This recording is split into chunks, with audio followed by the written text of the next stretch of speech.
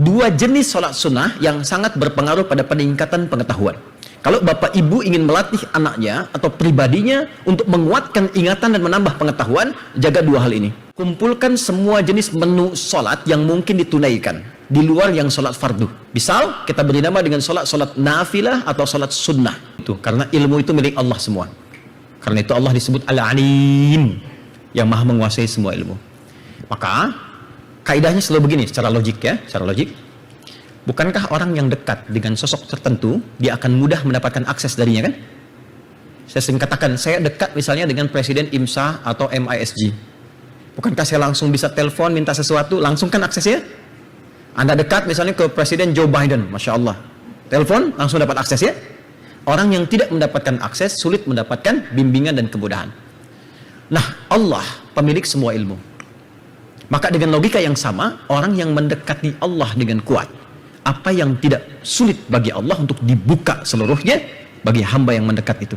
Maka kaidah yang pertama, Quran surah kedua Al-Baqarah di akhir ayat 282, ayat paling panjang dalam Al-Quran, paling kiri sebelah bawah di ujungnya.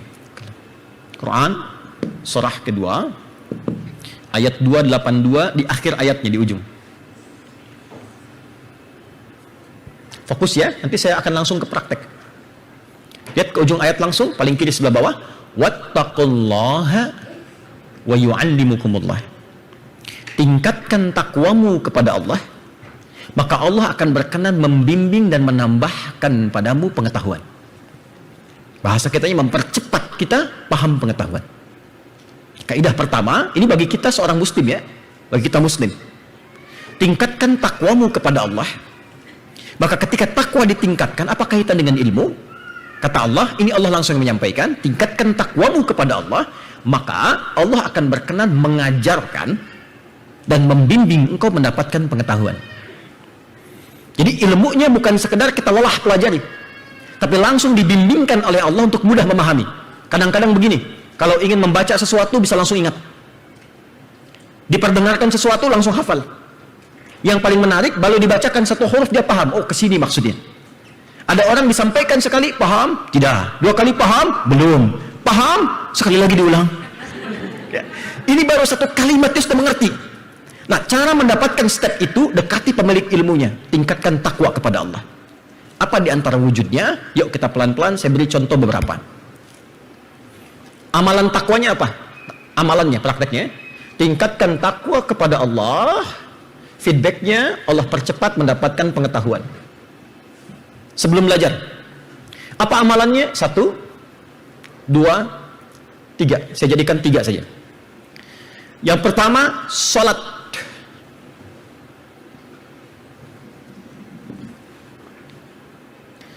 Spesifik. Kalau Anda ingin lebih, jangan cukupkan pada yang standar. Yang standar itu yang 5 waktu. Ya, rumusnya 2-4-4-3-4. Subuh, zuhur, asar, maghrib, isya. Itu standar. Jadi kalau Anda ingin melebihi standar, tambah dari yang standar. Maka kumpulkan, ini rahasia cepatnya, kumpulkan semua jenis menu sholat yang mungkin ditunaikan di luar yang sholat fardu. Misal, kita beri nama dengan sholat nafilah atau sholat sunnah. Spesifik, ada dua jenis sholat sunnah yang sangat berpengaruh pada peningkatan pengetahuan. Kalau bapak ibu ingin melatih anaknya atau pribadinya untuk menguatkan ingatan dan menambah pengetahuan, jaga dua hal ini. Pertama, sholat tahajud. Tahajud.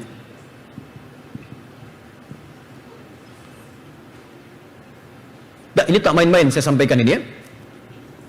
Orang yang sering kali menjaga tahajud, dan ini sudah ada riset bahkan di barat, ya, sampai ke Eropa, dan dilihat di masanya sampai dicitrakan dalam suasana tahajud ini sampai sepertiga malam, suasana alamnya seperti apa, memori manusia bagaimana, keadaan dirinya seperti apa, dari istirahat sampai mendapatkan keadaan yang paling mudah bagi otak untuk menangkap sesuatu.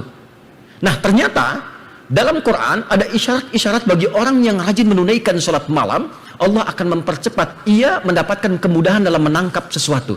Isyaratnya, misal untuk praktek tahajudnya di Quran, surah ke-17, ayat 79 sampai dengan 81. Kalau bisa sampai 82-nya, sampai ke ilmunya. Lalu untuk tambahan ke pengetahuannya, Quran surah 73 Al-Muzammil ayat 1 sampai 20. Pelan-pelan. Aqimis salata liduluki syamsi ila ghasaqil laili wa Qur'an al-fajri inna Qur'an al-fajri kana mashhuda. Itu yang standar 78. Kalau Anda mau tambahkan ayat 79-nya, wa minal laili fatahajjad bih, dan dari sebagian malam, minnya sebagian, gak harus banyak dulu. Kalau sekarang subuh jam 5.45 misal, Anda boleh mulai dari setengah 5, jam 5. Kalau belum terbiasa, dekatkan ke fajar supaya nggak terlalu lelah. Ya, apa bedanya qiyamul lail dengan tahajud? Kalau qiyamul lail itu bangun malam pada umumnya, mau tidur dulu mau tidak itu bangun. Contoh, setelah Isya saya salat 2 rakaat, saya tak mau langsung tidur. Saya aktivitas, sebelum tidur saya salat. Tapi di waktu malam selain salat fardu, itu nama umumnya qiyamul lail. Jelas? Tapi kalau Anda tidur dulu, lalu setelah tidur bangun di malam harinya, aktivitas yang dikerjakan bangun dari tidur di malam hari disebut dengan hajada. Ha, jim, dal.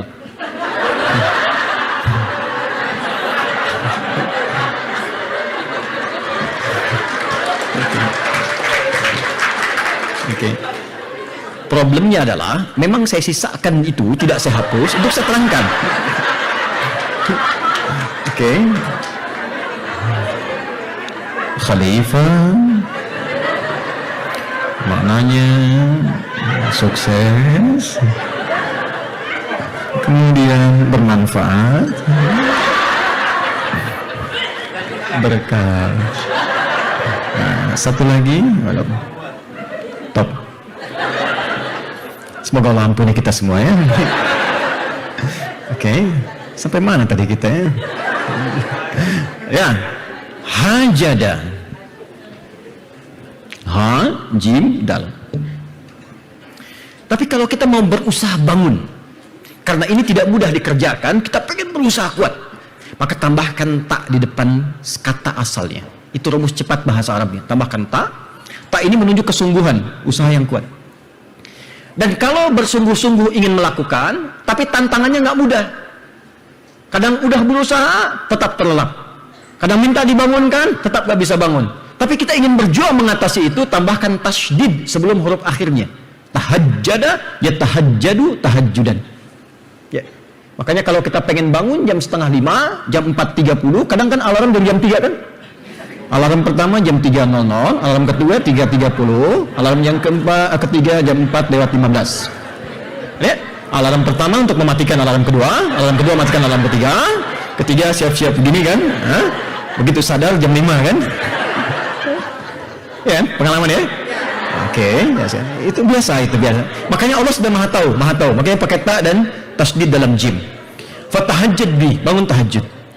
Nafilatal lak, ini memang sunnah, bukan wajib. Tapi Allah akan berikan 4 kemuliaan yang tidak diberikan pada yang tidak tahajud. Tuan-puan, bapak ibu, sholat fardu, khusyuk, tapi tak tahajud, tak dapat 4 ini. 1. Asa ayyab'athaka rabbuka maqaman mahmuda. Dengan tahajud itu ada wasilah untuk mendapatkan maqam mahmudah. Allah akan mengangkat ke tempat yang tertinggi dan terpuji. Ya, apapun itu bentuknya. Wa qur rabbi adkhilni mudkhala sidqin. Yang kedua akan dibimbing beraktivitas dengan cara yang benar. Yang ketiga wa akhrijni mukhrajas sidqin. Kalau punya kesulitan dibimbing keluar dengan cara yang benar. Tak harus nyogok, tak harus berkata yang tidak bagus, dibimbing. Yang keempat, kalau dia diganggu, diusili, dijahili, waj'alni min ladunka sultanan nasira, akan langsung dilindungi Allah tanpa perantara. Tapi poinnya bukan itu. Wa qul ja'al haqq wa zahaqal batil innal batila kana zahuqa. Langsung masuk ke ayat 82. Wa nunazzilu minal qur'ani ma huwa syifaa'u wa rahmatul lil mu'minin wa la yazidu zalimina illa khasara. Dan pada saat itulah dia membaca Al-Quran. Saat tahajud dia baca Quran. Bacaannya dikonfirmasi di Quran surah ke-73 ayat 1 sampai 20. Ya, faqra'u ma tayassara minal Quran. Nanti di ayat yang ke-6-nya, inna nasyi'atal laili hiya asyaddu wat'aw wa aqwamu qila. Kalau engkau bangun di malam itu, engkau bacakan, apapun yang engkau pelajari, apapun yang engkau baca, itu akan melekat kuat dibanding waktu-waktu yang lainnya.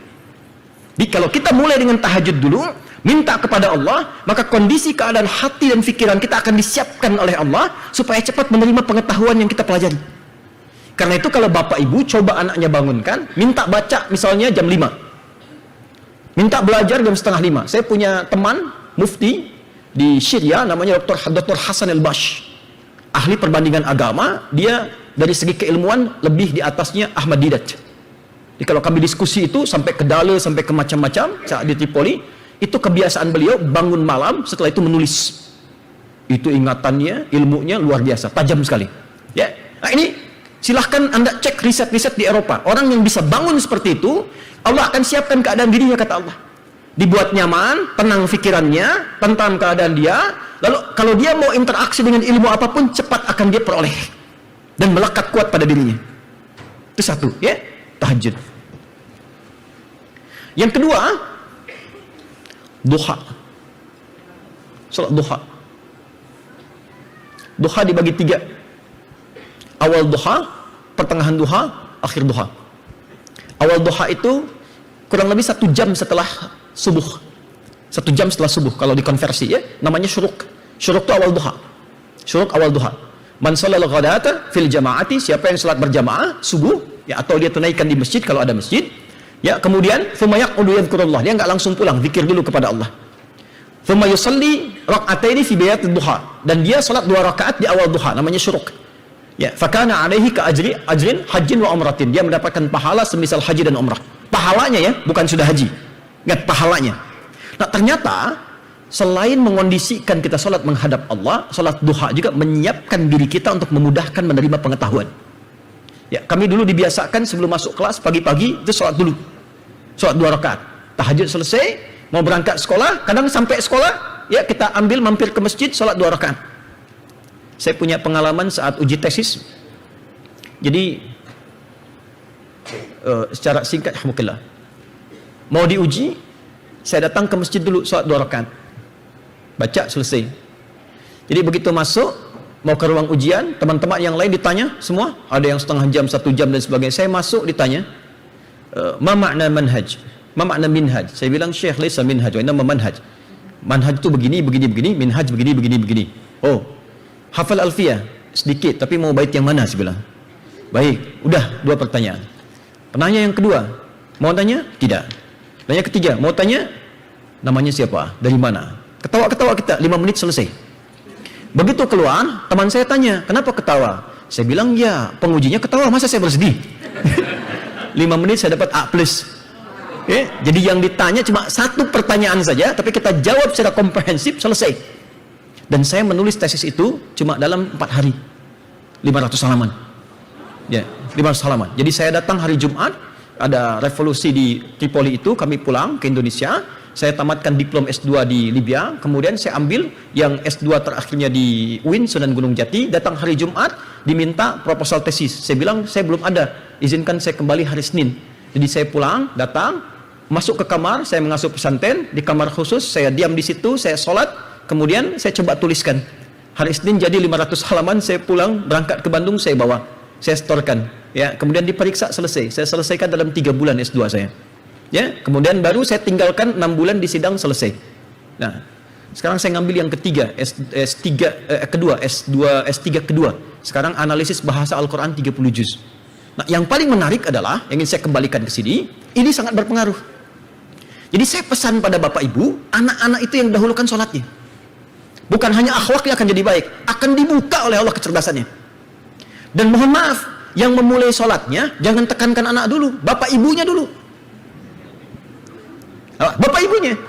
Karena gini, nanti ada transmisi kesolehan yang Allah turunkan dari hasil kebaikan orang tua ke anak. Contoh, Bapak Ibu kenal Imam Al-Bukhari? Tidak. Ya, langsung aja tidak, ya, biar nggak lama gitu, ya. Al-Bukhari itu bukan nama asli. Al-Bukhari itu bukan nama asli. Nama aslinya Muhammad. Punya bapak namanya Ismail, punya kakek namanya Ibrahim, kakek buyutnya Al-Mughirah, yang buyutnya Al-Bardizbah. Tinggal di Kecamatan Jufah, Kabupaten Bukhara, Provinsi Khorasan, negara Uzbekistan sekarang. Nah, dulu kalau orang bukan Arab, datang ke Arab, dia kenalkan nama daerahnya. Untuk menunjukkan Islam sudah datang ke tempat saya, ini buktinya saya masuk Islam. Maka rumusnya, tambah al di depannya, ujungnya i. Dia dari Kabupaten Bukhara, beliau katakan, Ana Al-Bukhari, saya dari Kabupaten Bukhara. Kita punya ulama besar dari Padang, namanya Syekh Yasin ahli hadis, Musnid Dunya, anak Yasin Al-Padangi. Ada Syekh Nawawi dari Banten, anak Nawawi Al-Bantani. Ada Syekh Ahmad Khatib Al-Minangkabawi. Ya, jadi kalau Presiden IMSA misalnya Pak Arya atau Pak Yusuf ya dari MISG datang ke Mekah dari Boston, Anda boleh katakan ada Yusuf Al-Bustoni ya, Al-Malaysiai misalnya kan. Nah, Imam Al-Bukhari itu ibunya rajin sholat, bapaknya rajin ibadah. Nah, barokah dari orang tua ini turun ke anak. Jadi waktu singkatnya lahir, usia 2 tahun ayah meninggal. Al-Bukhari itu ayahnya meninggal, jadi tumbuh dalam keadaan yatim.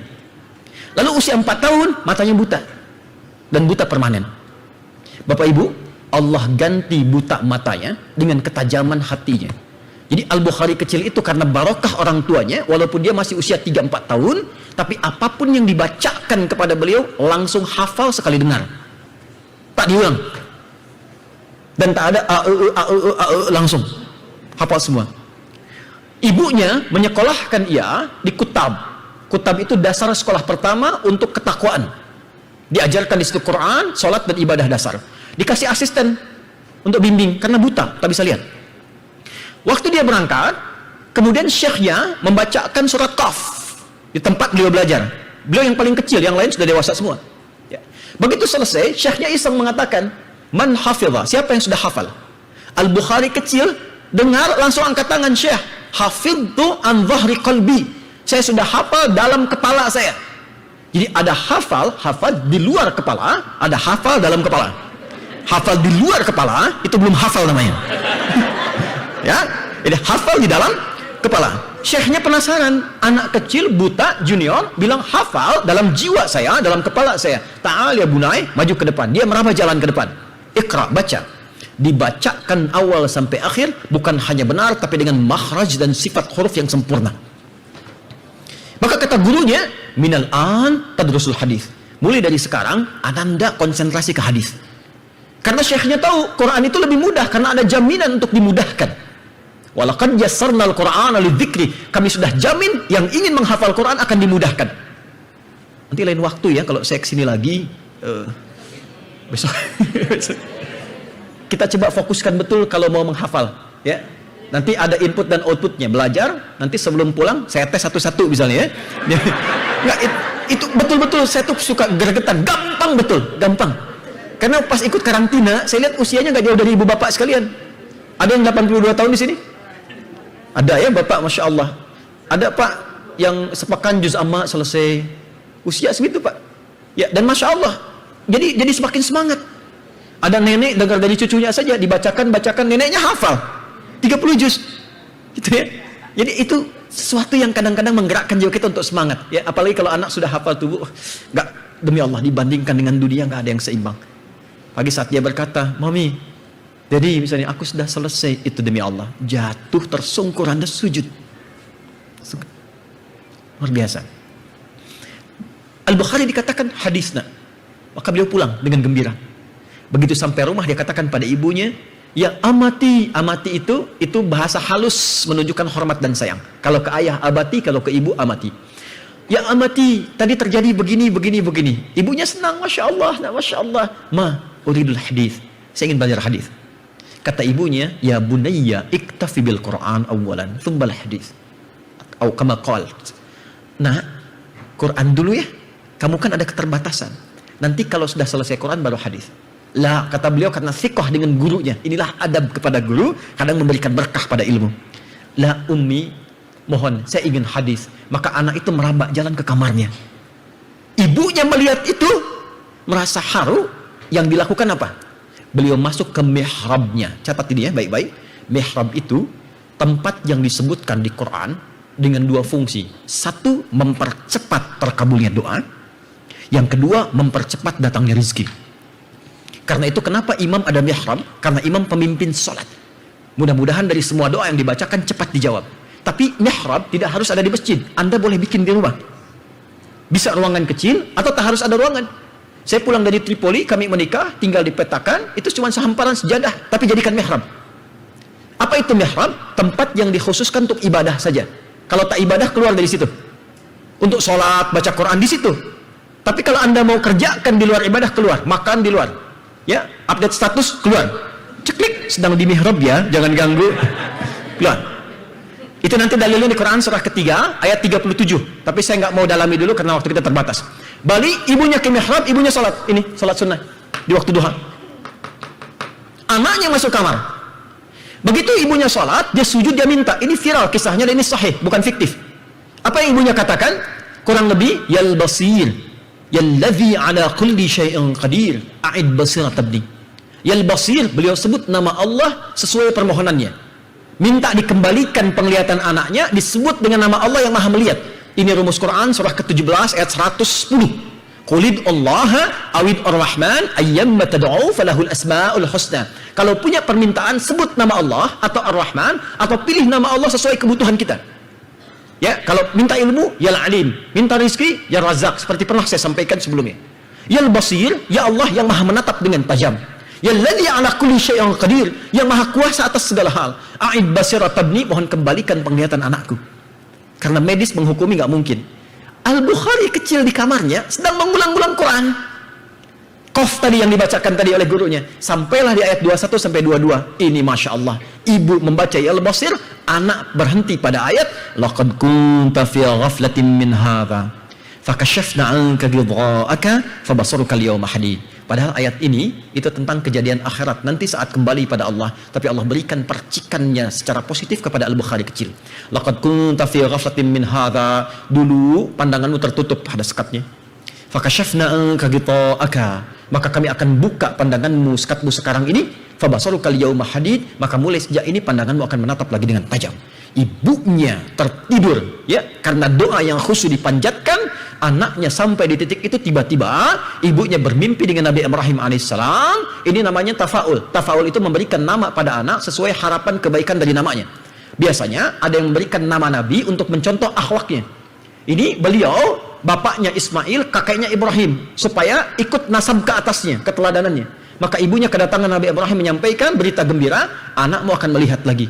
Bukhari kecil sampai di kalimat tadi tiba-tiba langsung terhentak karena bisa melihat lagi. Maka beliau lompat, beliau kejar ibunya, ummi, kaget ibunya bangun. Laqad ra'ait, saya bisa lihat lagi. Kata ibunya, nak, rubbama ra'aita biqalbik, mungkin anda melihat dengan hatimu. La bil aini, la bal bi aini, saya dengan mata saya. Ini ibu pakai pakaian begini, benda ini, benda itu. Keduanya berpelukan, dan disitulah kemudian Al-Bukhari mendalami hadis sampai menulis Sahih Al-Bukhari selama 16 tahun dan selesai. Dan dari kebiasaan sholat ini, setiap akan menuliskan satu hadis, beliau sholat dulu 2 rakaat. Dimulai di Mekah dan diselesaikan di Masjid Nabawi. Kalau beliau tenang, tulis. Kalau belum tenang, sholat lagi. Itulah sholat. Dan itu ternyata diwariskan dari kebiasaan sebelumnya. Bu, maaf ya, Imam Syafi'i single parent, suaminya meninggal, suami ibunya Imam Syafi'i. Itu gendong anaknya lahir di Gaza, digendong ke Mekah, gitarin Ka'bah, minta sama Allah, dijaga ini, dijaga. Hasilnya luar biasa. Imam Ahmad single parent ibunya, ya suaminya meninggal, tapi apa yang dilakukan bu? Malam-malam dibangunkan anaknya, diwudukan, musim dingin dimasakin air hangat,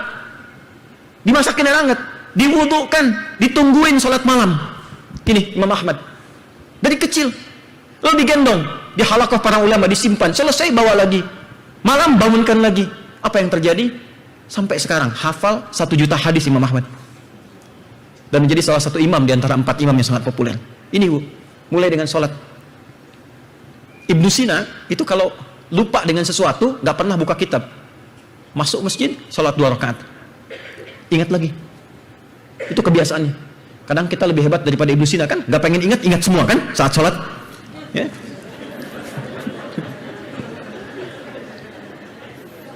Dua, saya percepatnya, sedekah. Ketiga, Al-Quran. Saya tempatkan pada bagian akhir yang paling tinggi. Sedekah tapi diniatkan untuk mendapatkan percepatan pengetahuan.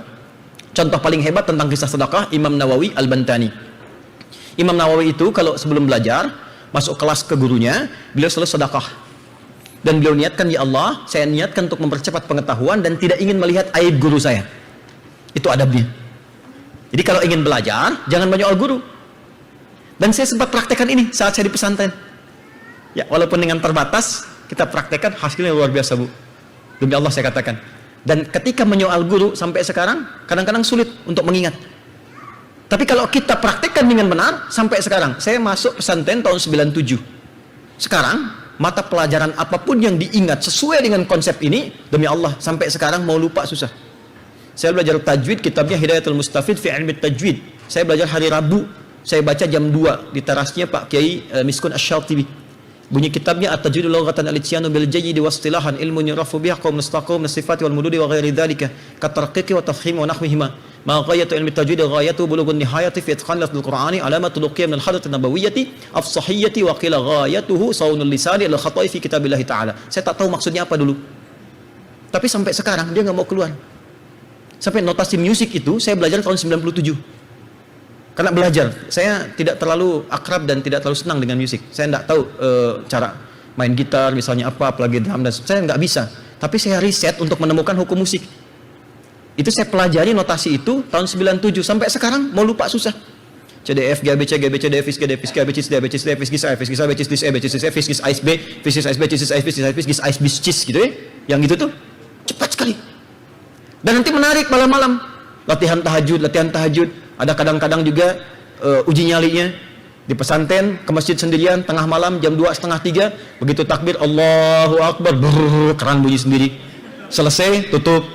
Saya masih beruntung, teman saya ghairil maghdubi alaihim waladdallin, belakang amin, tengok kosong. Tapi pintar ya. Ya. Oke ya, sedekah. Yang ketiga Al-Qur'an. Ini saya tanamkan Bu, kalau bisa ibu bapak yang ini maksimalkan, anak ini maksimalkan Quran. Sekarang kalau nggak pakai Quran, saya mohon sekali, jaga anak-anak dengan Al-Quran. Dan Al-Quran akan menjaganya. Karena tantangannya, apalagi di sini nggak mudah. Tapi saya ingin berikan motivasi begini ya. Jangan melihat amal soleh itu dari amar ma'ruf saja. Nahi mungkar pun ada pahalanya. Ini ada LGBT banyak, Anda hindari itu saat menghindar ada pahalanya. Gitu. Jadi jangan dilihat amar ma'ruf saja. Dan yang nggak mudah itu pahala dari nahi mungkar. Jadi kalau di sini banyak makanan susah cari yang halal. Begitu Anda hindari yang haram, dituliskan pahalanya. Anda masuk toko, lihat yang haram, ya Allah, di sini kok haram semua, pindah. Itu baru pindah karena Allah, dapat pahala. Saya nyari ke sana, bakso halal, mie halal, ini halal, belum jadi pahala. Dimakan, diniatkan karena Allah, jadi pahala. Anda menghindari haram, dapat pahala. Ya Allah, kok banyak yang nggak berkerudung ya? Saya mau pakai kerudung aja, berpahala. Perempuan ya, bukan laki-laki deh. Apa hukumnya muslim yang tidak berkerudung? Hah? Apa hukumnya muslim yang tidak berkerudung? Ya, halal, muslim. Kalau muslimah baru ya, jadi muslim. Masa haram? Assalamualaikum. 15 menit. Mau dihapus?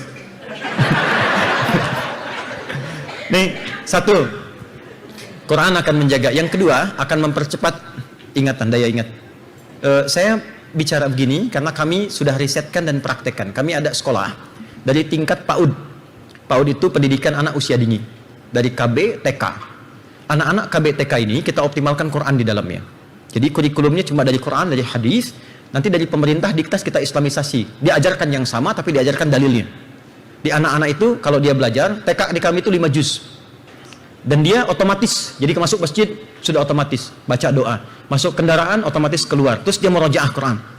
Nah, SD itu 30 juz. Di wisuda di Mekah, di Madinah. Yang ingin saya cerita adalah ketika Qurannya sudah masuk dalam dirinya, itu Bu, Pak, diajarkan apapun nggak lama. Apapun.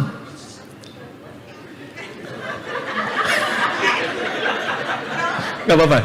Ya. Boleh. Ya, terserah antum.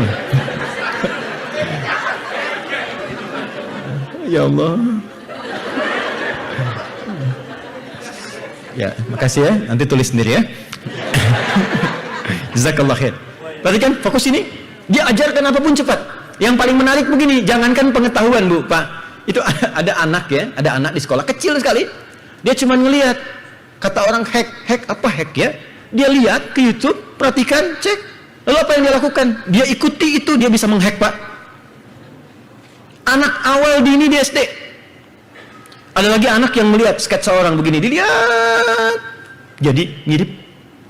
Itu biasa mungkin. Yang paling luar biasa, ada anak-anak kumpul. Saya coba tes anak TK, ya, masuk kemudian kelas 1 SD, ikut perlombaan futsal. Mereka itu belum pernah ikut-ikutan kayak gitu dan belum pernah main bola macam-macam seperti itu. Baru pertama kali. Saya cuma kasih tahu, nak, caranya begini. Tendang pakai kaki ke gawang yang sana, jangan dipegang. Yang jaga gawang di sini boleh pakai tangan. Jangan sampai kemasukan. Masukin ke sana, tendang aja sebanyak-banyaknya ke sana. Ya, jaga yang di sini. Instruksinya simpel seperti itu. Menang di final 5-3. Dan hampir semua lomba itu dapat apa saja. Ternyata risetnya ditemukan oleh orang Maroko yang tinggal di London sekarang. Orang yang hafal Quran menurut catatan beliau itu bisa meningkat kecerdasannya 3 kali lipat dibandingkan orang biasa. Kalau hafalannya benar, ingat itu. Kalau hafalannya benar. Kalau cara menghafalnya kurang benar, ya mungkin ada penjagaan pada dirinya. Tapi untuk peningkatan kecerdasan bisa berjalan sedikit lebih lambat dari yang standar. Tapi naik. Nah, kenapa katanya bisa meningkat kecerdasan? Karena di Quran itu ada 52.000 kosakata. Orang yang semakin banyak menghafal kosakata, semakin terasah otaknya untuk menangkap sesuatu. Itu riset yang berlangsung di London beberapa tahun ke belakang. Ini untuk praknya. Lanjut. Halo? Teruskan dulu pelan-pelan ya. Setelah itu pindah ke Quran surah 58 ayat 11. Mulai belajar. Kan ini pengondisian dulu. Prak belajar. Kalau sholatnya sudah enak, Quran sudah ada dasarnya. Nanti kalau sudah belajar ya bisa bersamaan sambil dipraktekkan. Ya, sedekah itu nggak harus dilihat banyak ya. Niatkan untuk belajar itu. Jangan lihat nilainya. Ya, $1 atau misalnya setengah dolar, ya berapa sen, silahkan, nggak ada masalah. Ya di Indonesia saya katakan 1.000, 2.000, nggak ada masalah. Ya misal setengah ringgit di Malaysia dan seterusnya, niatkan aja, yang penting niatnya. Allah tidak lihat banyaknya, Allah lihat niatnya. Jelas ya? Baik, setelah itu terkondisikan pada diri kita, mulai belajar. Yang pertama dilakukan adalah memperbaiki niat saat belajar. Ini adabnya. Quran surah ke-58 ayat 11. Al-Mujadalah ayat 11. Ya ayyuhalladzina amanu, hai semua orang yang beriman, idza qila lakum tafassahu fil majalisi fafsahu yafsahillahu lakum. Jika diinfokkan kepada kalian, share, luaskan majlis-majlis. Apa itu majlis? Oke, majalis jamak dari majlis. Majlis isim maf'ul, tempat, dari kata jalasa. Asalnya katanya jalasa. Apa artinya jalasa? Asalnya bukan duduk. Jalasa itu asal katanya berpindah dari tempat yang rendah ke tinggi. Lawannya qa'ada, berpindah dari tempat tinggi ke rendah. Kalau saya berdiri, saya akan pindah duduk, merendah. Itu bahasa Arabnya qa'ada. Sifatnya qu'udan. Karena itu orang yang tak bisa sholat berdiri, dia boleh duduk.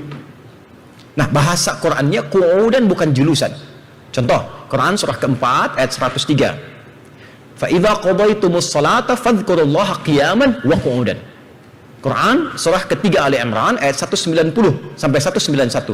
Inna fi khalqis samawati wal ardi wa ikhtilafil laili wan nahari la ayatin liulil albab alladzina yadhkurunallaha qiyaman wa qu'udan. Tapi julusan berpindah dari rendah ke tinggi. Yang menjadikan itu, misal contoh, saya duduk di bawah di karpet. Saya akan pindah ke kursi. Maka orang Arab mengatakan tafaddal ijlis, pindah ke tempat yang tinggi. Tempat yang mengangkat kita ke tempat yang tinggi disebut majlis. Nah, kenapa tempat menuntut ilmu disebut dengan majlis? Isyarat ke kita orang beriman, orang Islam. Kata Allah, orang Islam itu kalau nyari sekolah beda. Bukan sekadar mencari tempat ilmu. Bukan sekedar dia masuk sekolah, bisa belajar, tak. Dia harus lihat tempat mana yang bisa mengangkat derajat dia dalam menuntut ilmu. Jangan sekedar titipkan asal sekolah, tidak. Lihat dulu apa yang bisa diangkat di tempat itu, apa yang bisa menaikkan derajat dia. Nah, kata Allah, cari tempat-tempat yang berpotensi mengangkat derajat anak kita lebih tinggi dari sebelumnya. Antara masuk dengan keluar beda. Apa yang diangkat itu dua. Satu, yarfa'illahu alladhina amanu minkum, iman, walladhina utul ilma darajat, ilmu.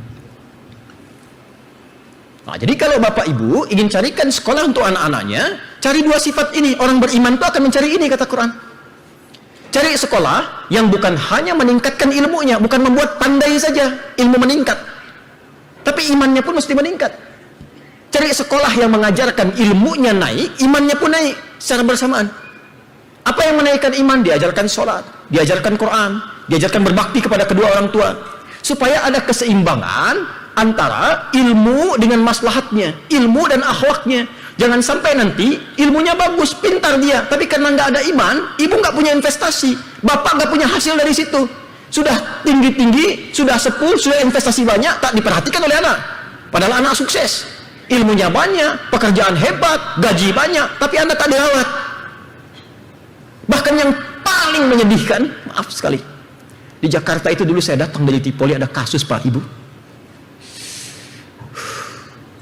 ayah meninggal, anak berusaha mencari orang untuk menyewa orang-orang yang bisa menyolatkan bapaknya, karena dia tak bisa menyolatkan orang tuanya, gak bisa sholat jenazah. Saya sedih sekali, saya bilang, ya Allah, ini ibu yang mengandung, melahirkan, ayah merawat, nyekolahkan sampai pintar, kaya, aset banyak, bapak meninggal nyolatkan aja gak bisa. Terus di titik itu apa yang mau disesali? Kan pada akhirnya, maaf ya, kita menginvestasikan anak itu kan supaya dapat sesuatu di masa depan. Dan bukan cuma di dunia, di akhirat dapat apa? Jadi ada untuk kebaikan anak, ada kebaikan untuk orang tua. Perhatikan apa yang terjadi ketika iman tidak ada. Zina mudah dilakukan, mudah memilih sekarang. Saya pengen jadi seperti perempuan saja, pengen laki-laki saja. Apa yang membentengi itu? Iman. Karena itu walaupun sekarang ada di Amerika, cari tempat-tempat yang bisa menyeimbangkan ini. Saya sedang riset sekarang serius tentang hadis-hadis akhir zaman dan ayat-ayat akhir zaman yang bisa menjaga, membentengi dari kesulitan-kesulitan di akhir masa itu. Cuma ini, iman dan ilmu.